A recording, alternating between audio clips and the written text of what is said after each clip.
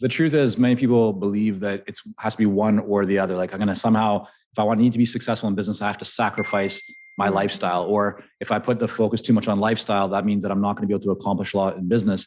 And I just don't believe that to be true. And the way I really think about it, Sarah, is that even if I have to make some sacrifices on the business side in order to create the lifestyle that I want, which is, spending time with my kids and traveling and just doing things that are meaningful to me, I'll still end up being happier. So even if I don't have, that extra digit in my bank account, or I don't have that fancy fill in the blank, I still probably feel better as a human being. And so I'm always trying to optimize for lifestyle while still having a successful business. And of course, we can get into ways to do that in terms of systems and team and all that kind of stuff. But that's a model that, we really try and live by. It's part of our core values as a company, throughout our whole team. And we just see that resonates a lot with our clients as well, because they want to build businesses that are successful, but businesses that support their lifestyle and not the other way around. Yeah, absolutely. Well, I think that's a perfect segue to get into some of those systems that you would have learned back in the day, but I'm sure you're still leveraging now as you continue on in remote business now that the whole world has kind of caught up with that. So yeah, tell me what you've kind of learned about the right systems, processes, infrastructure for remote business. Yeah, there's a lot of factors at play, and I certainly don't think that I have the best plan, or by no means the only plan. There's a lot of ways, and I'm sure maybe even some listeners have better or more effective approaches than we do. But where we start off, and when we think about this, is it's always the model number one. And what I mean by that is you could develop a business model that could be incredibly effective, but that model may not necessarily support the lifestyle you want to have, or may not support like remote work very well. So this is the beautiful thing about business, is that you truly can create whatever you want. Like if you can think it, and we've seen this play out in so many ways, like, take Elon Musk, and whether you like him or not, it doesn't really matter, but like just humankind, it's amazing how if we put our minds to, if we can envision something, then it's possible to create it, right? Mm-hmm. And so our business models are no different. Don't let your current industry or the current status quo and way that people do things and need to necessarily be the way that you do things. So feel free to push the boundaries, right? Explore, like if you want to, for example, work from a different place, or if you want to provide a service that is typically done one-to-one, but you want to do it one-to-many, or if you want to, instead of having your own personal involvement, teach your knowledge through courses or online trainings that don't require, your presence. All this stuff is possible, but you need to first of all get clear on like, what is the model that we want to build? Because if you're not clear on your model, everything else will just create confusion and complexity. And the challenge with that is that complexity doesn't scale. So first get really clear about like, what is the model that makes sense here? And I always suggest to people like reverse engineer it. So think about, what does ultimate success look like for you, right? Is it to get to, for example, like $1 million? Does it mean $10 million, $100 million? Like, and do you want to have a team? Do you not want to have a team? Like just figure out what is meaningful for you and what does success from a business perspective and a lifestyle perspective look like. And then start to ask yourself, well, what would be the model most conducive to getting you there, right? And that'll help you to eliminate a lot of things that might be the status quo. That might be the way that you've always done to today.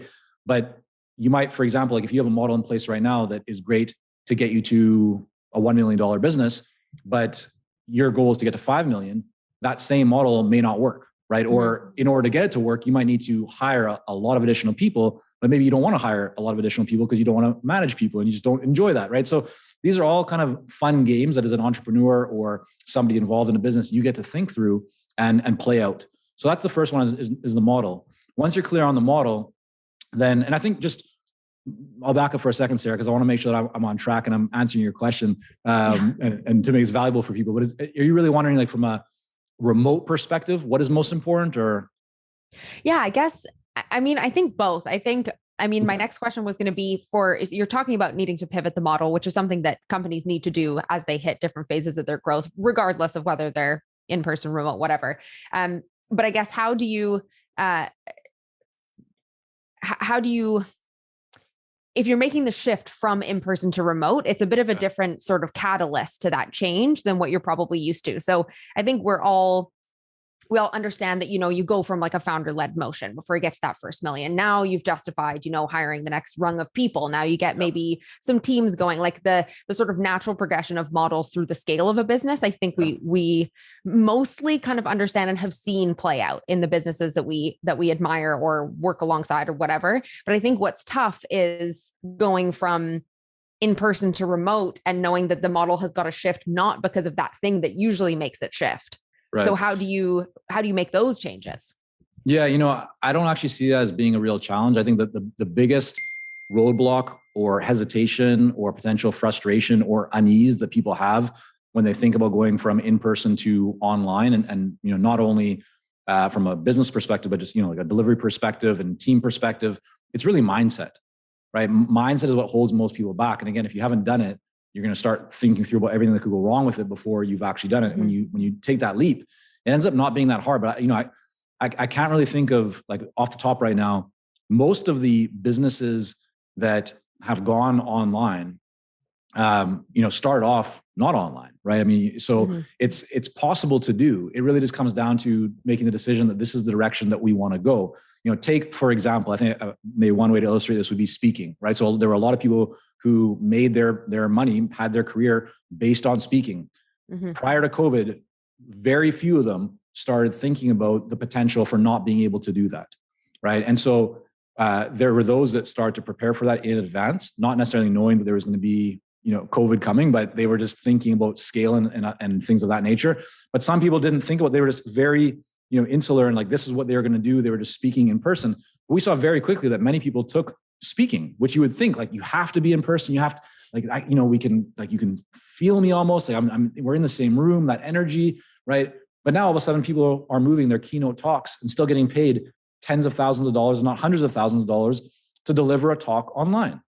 And so we wouldn't have thought that that is possible, but all of a sudden it very quickly becomes possible because it's what becomes necessary, or it becomes what is needed. And now there'll be people who, of course, will go back to speaking in person, but there's also people who will never go back to speaking in person, or at least it'll only be a percentage of what they do, because they've recognized that all of a sudden, I don't need to physically travel the world. I don't need to be a road warrior and jump on all these flights and collect all these points. I can spend a lot more time with my family or whatever is important to me, and I can still make an impact. And not only that, but I can make an impact on a lot more people, because I can get up this morning and do a presentation in Europe, and then I can do a presentation, later in the afternoon to people in Australia. So it's all of a sudden you start seeing, like, wow, I can actually reach the globe. And I think the other kind of connection to this in terms of what COVID has shifted is it's taught a lot of organizations that they can actually not only maintain, but they can truly thrive in their businesses with a remote team. And that this whole idea of remote team, now you can actually tap into the world's top talent.